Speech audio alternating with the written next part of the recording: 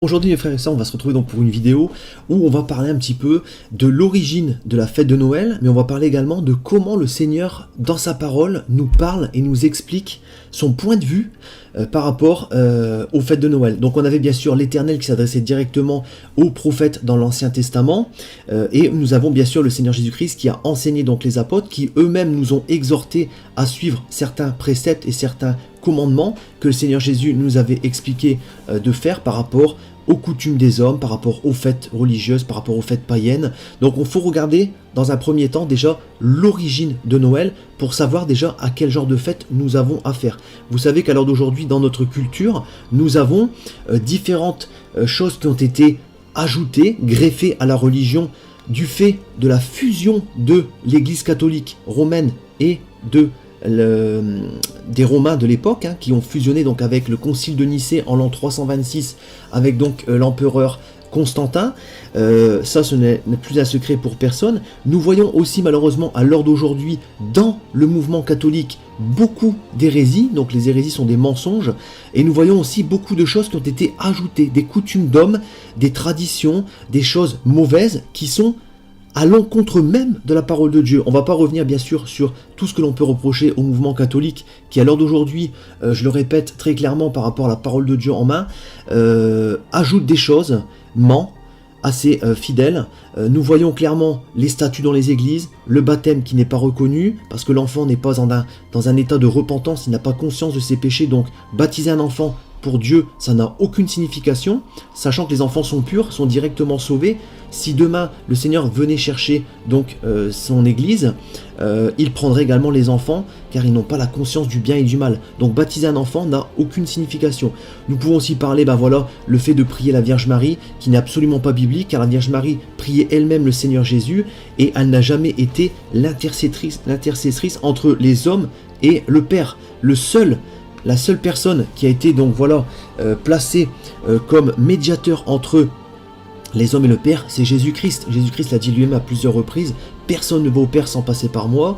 Il était le chemin, la vérité, la vie. Il n'a jamais parlé de la Vierge Marie ou de sa mère comme étant une médiatrice entre les hommes et le Père par rapport au péché. Donc prier la Vierge Marie est tout simplement une forme d'idolâtrie, est un grave péché également. Ensuite, on peut parler de plein de choses. Voilà, toutes les statues dans les églises. Le Seigneur nous a demandé de ne faire aucune représentation d'image quelconque, que ce soit des images en pierre, en bois, tout ce que vous voulez. On ne doit pas se représenter ce qu'il y a dans les cieux, c'est-à-dire les anges, le Seigneur Jésus. On ne doit pas faire d'images et de représentations. On voit dans les églises des tonnes de statues et de représentations en tout genre. Donc là, on a quand même un gros problème, parce qu'on se dit, on a la parole de Dieu, on a des églises qui font l'inverse.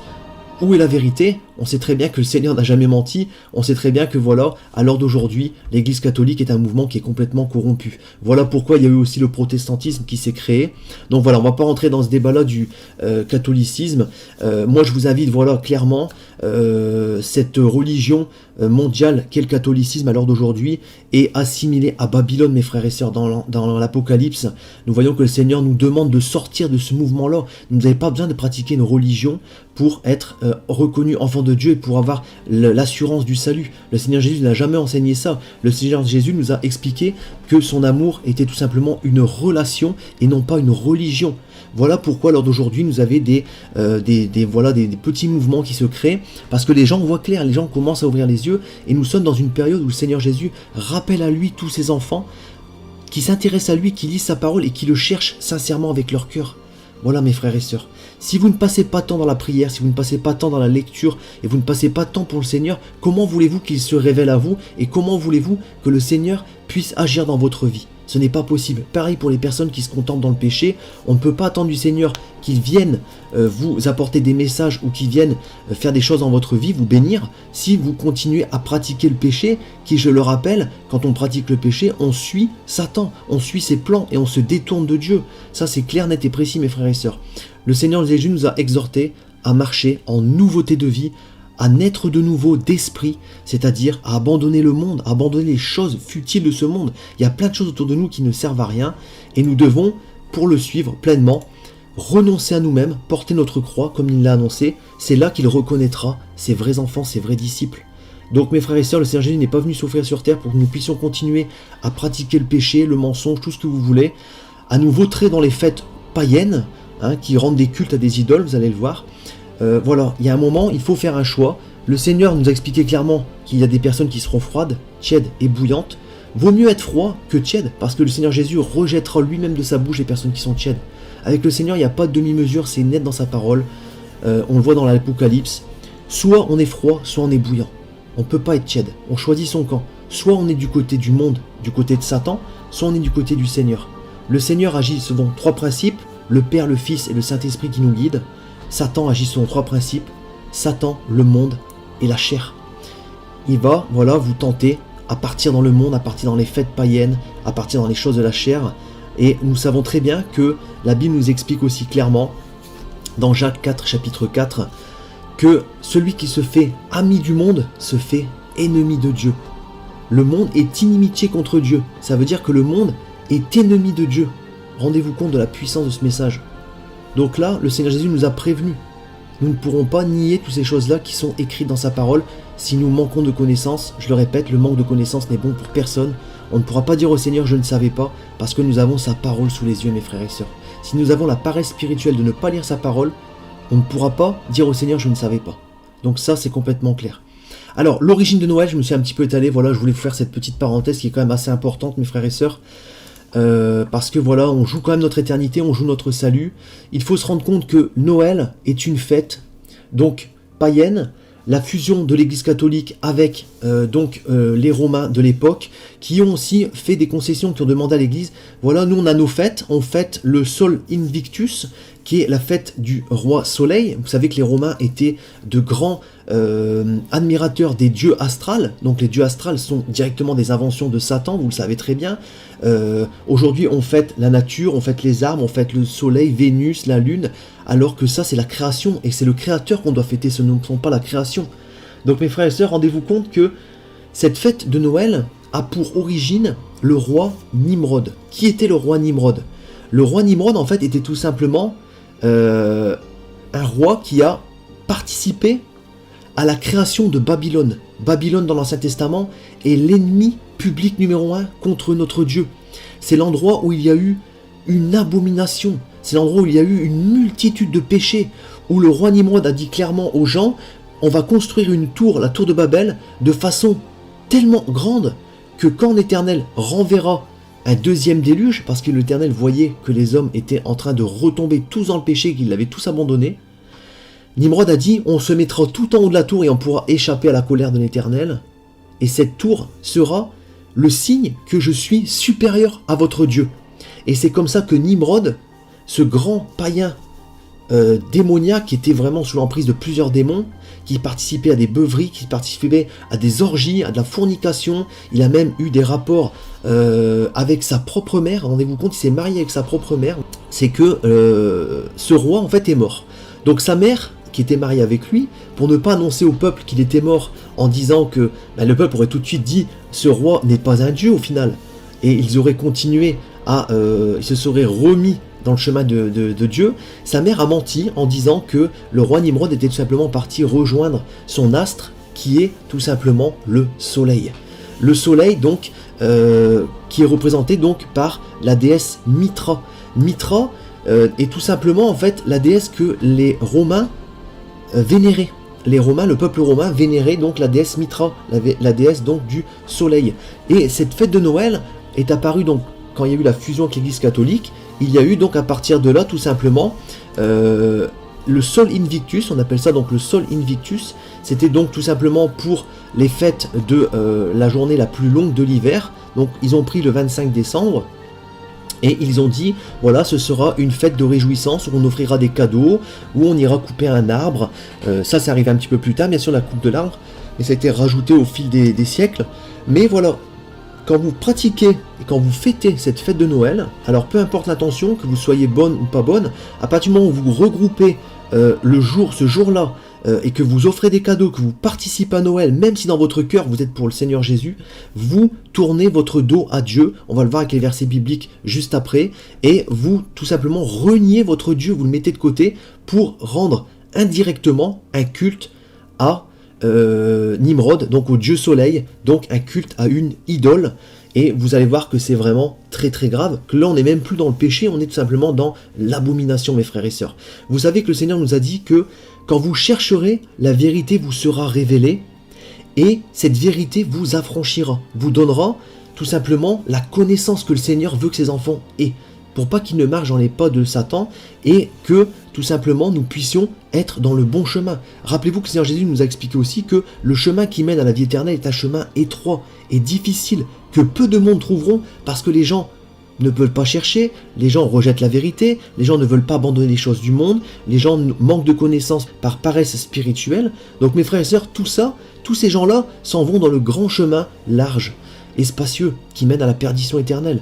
Donc mes frères et sœurs, il y a un moment, il faut se positionner, il faut essayer d'aller chercher. Voilà, quand vous fêtez Noël, vous pratiquez donc ce culte à l'idole du dieu soleil, donc de Nimrod, hein, qui est à l'origine de cette fête. Vous pouvez chercher dans les archives, dans les récits des historiens, vous allez voir que le seigneur de Noël est tout simplement Nimrod.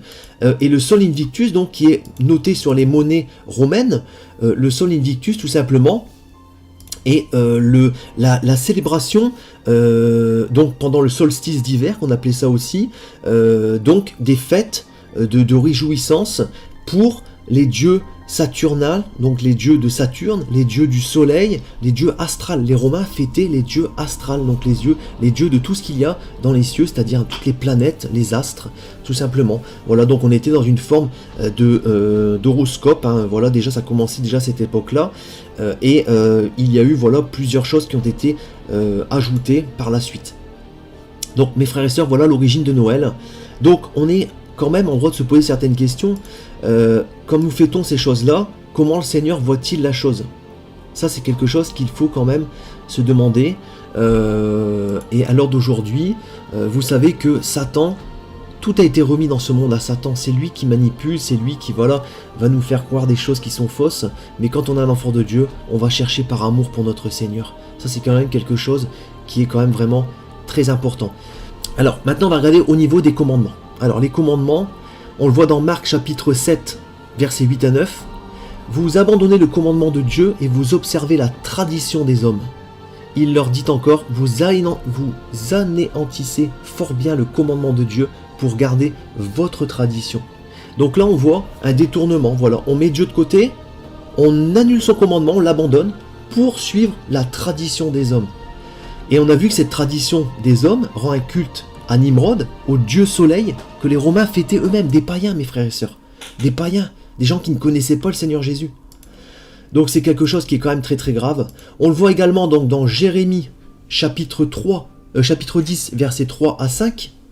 Car les coutumes des peuples ne sont que vanité. Vanité, ça veut dire des choses inutiles. On coupe le bois dans la forêt, la main de l'ouvrier le travaille avec la hache, on l'embellit avec de l'or et de l'argent, on le fixe avec des clous ou des marteaux pour qu'il ne branle pas. Ces dieux sont comme une colonne massive et ils ne parlent point. On les porte parce qu'ils ne peuvent marcher. Ne les craignez pas car ils ne sauraient faire aucun mal et ils sont incapables de faire du bien. Là on voit la fabrication d'idoles en bois. Donc on voit que l'homme va dans la forêt, il coupe dans les arbres du bois pour fabriquer une idole, il la fixe, il la décore avec de l'argent, des colliers en or, des bijoux en argent. Ça peut être également assimilé au sapin de Noël. Les gens à l'époque n'avaient pas de sapin artificiel comme on a à l'heure d'aujourd'hui. Ils allaient dans la forêt, ils coupaient le sapin, ils le décoraient avec de l'or et de l'argent, ils le fixaient pour pas qu'il tombe. On est dans le même principe, mes frères et sœurs. La parole de Dieu nous l'annonce déjà depuis l'Ancien Testament, car ces choses étaient déjà pratiquées dans la ville de Babylone, la ville du péché. On le voit également dans Ézéchiel, chapitre 8, versets 12 à 13. Le Seigneur me demanda, « As-tu vu, fils d'homme, ce que les responsables du peuple Israël font en cachette? Chacun dans leur obscurité, chacun dans la chambre de son idole, car ils disent, l'Éternel ne nous voit pas, l'Éternel a quitté le pays. » Et il ajouta, « Tu vas voir qu'ils commettent encore d'autres abominations aussi graves. » Donc quand on se réunit en cachette, dans un lieu, voilà, quand on a sa petite idole, qui peut être une statue de Bouddha, qui peut être une statue de la Vierge Marie, qui peut être un sapin de Noël, on est en abomination aux yeux de l'Éternel, mes frères et sœurs. C'est marqué noir sur blanc dans ce paragraphe. On voit que l'Éternel avait en horreur les gens qui se cachaient, qui se mettaient chez eux pour prier devant des idoles, devant des morceaux de bois, devant des statues. C'est complètement clair, net et précis. On le voit également donc dans 2 Timothée, chapitre 4, verset 3. Là, c'est un verset qui parle de la fin des temps. Qui parle tout simplement de comment les gens seront à la fin des temps. Le Seigneur nous a expliqué, nous serions dans une génération perverse et corrompue, qui auront complètement tourné le dos à l'évangile, rejetant son message, rejetant sa vérité, rejetant Jésus, voulant vivre selon ses propres convoitises, voulant vivre selon le monde, et ayant perdu toute foi et tout amour envers leur prochain. Voilà la génération dans laquelle nous vivons lors d'aujourd'hui. La Bible l'a expliqué clairement à plusieurs reprises, notamment également des versets de l'Apocalypse. Et là nous voyons donc dans 2 Timothée chapitre 4 verset 3, « Car il viendra un temps où les hommes ne supporteront pas la sainte doctrine. » Voilà pourquoi aujourd'hui vous êtes insultés, vous êtes critiqués, vous êtes rejetés à cause du message de la sainte doctrine, de l'évangile que nous prêchons partout, et à cause de l'amour du Seigneur Jésus-Christ. Mais ayant la démangeaison d'entendre des choses agréables, ils se donneront une foule de docteurs selon leurs propres désirs, détourneront l'oreille de la vérité et se tourneront vers les fables. Noël, qu'est-ce que c'est mes frères et sœurs? Noël, c'est l'histoire d'un homme avec une grande barbe blanche, un chapeau, qui vient le 25 décembre apporter les cadeaux, qui réussit à livrer les cadeaux dans le monde entier. Donc c'est une histoire qui est fausse. Comment on appelle une histoire fausse inventée? On appelle ça une fable. Et à l'heure d'aujourd'hui, les hommes se tournent vers les fables de Noël.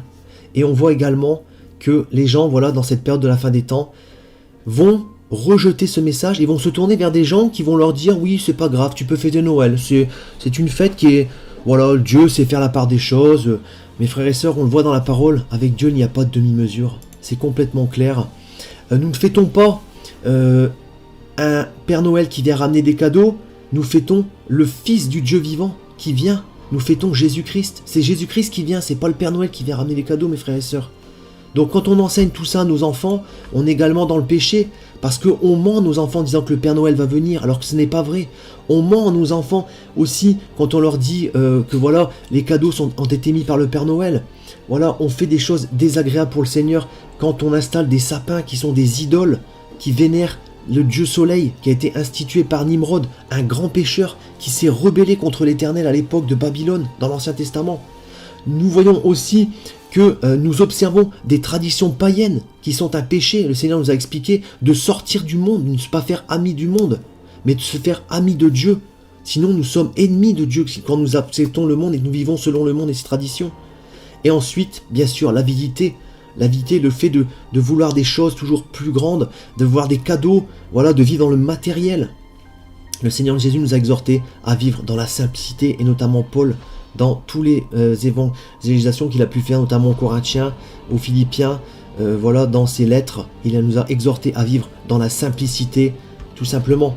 On peut le voir aussi dans le Proverbe, chapitre 12, verset 22. « Les lèvres fausses sont en horreur à l'Éternel, mais ceux qui agissent avec vérité lui sont agréables. » Quand vous prêchez la vérité, mes frères et sœurs, vous devenez l'homme à abattre.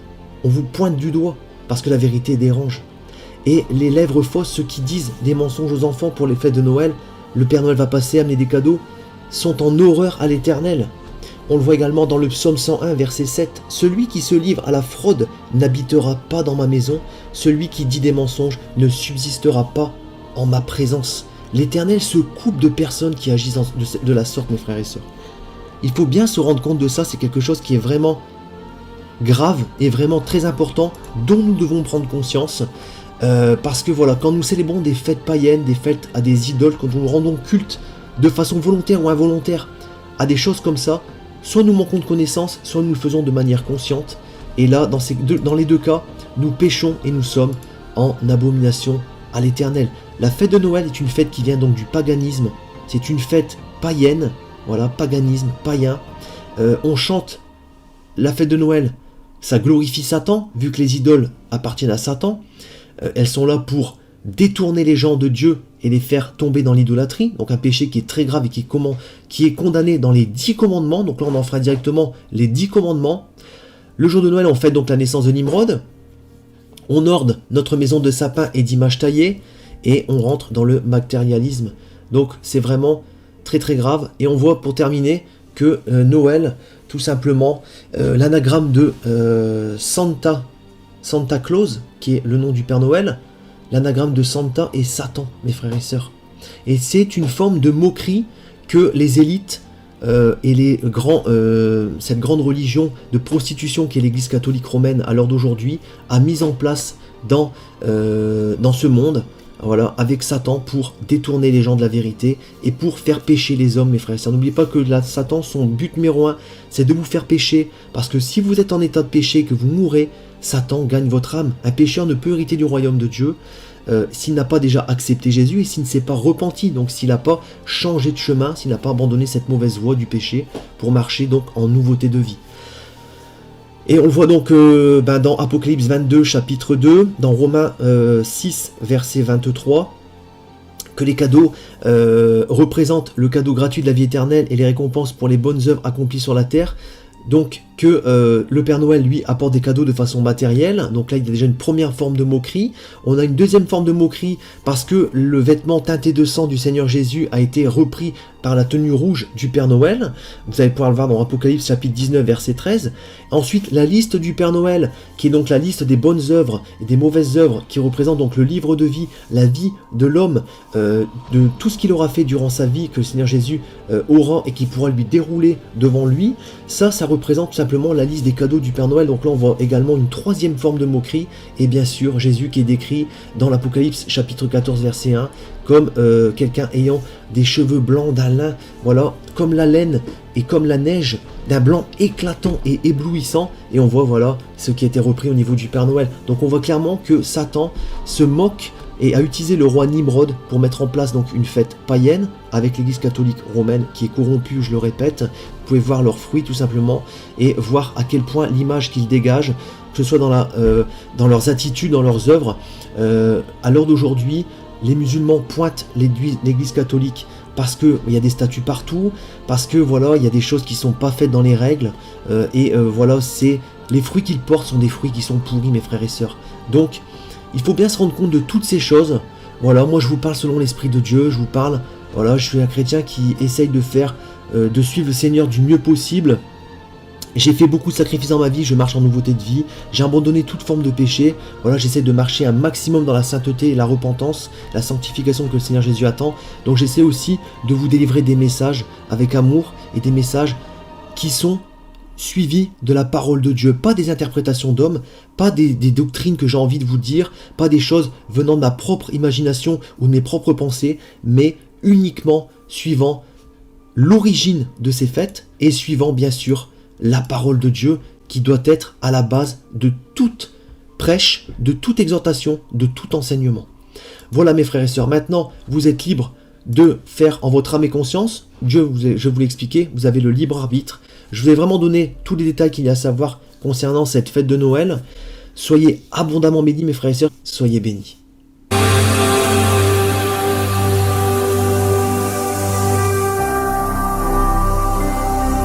Jésus-Christ TV, vous connaîtrez la vérité et la vérité vous affranchira.